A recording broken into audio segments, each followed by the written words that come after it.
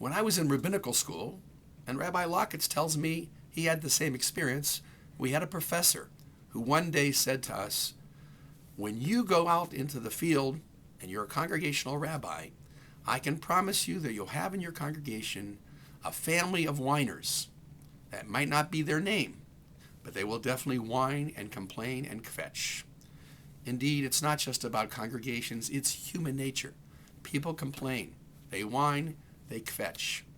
In this week's Torah portion, no sooner than Korah and his rebellious flock were punished by being swallowed by the earth than the people start complaining again.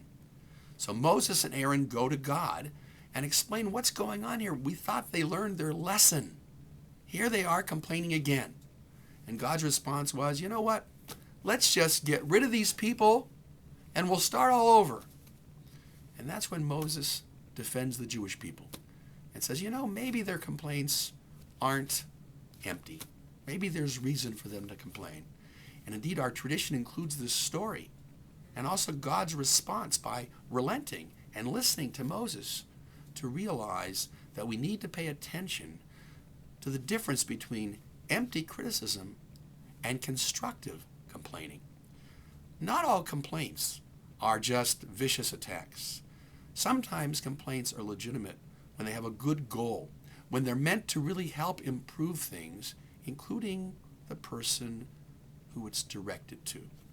Our job is to not take everything so personally and to learn to distinguish between the complaints or the criticism of the people that we know mean well, the people around us who love us, who care about us, and not consider everything a part of a conspiracy.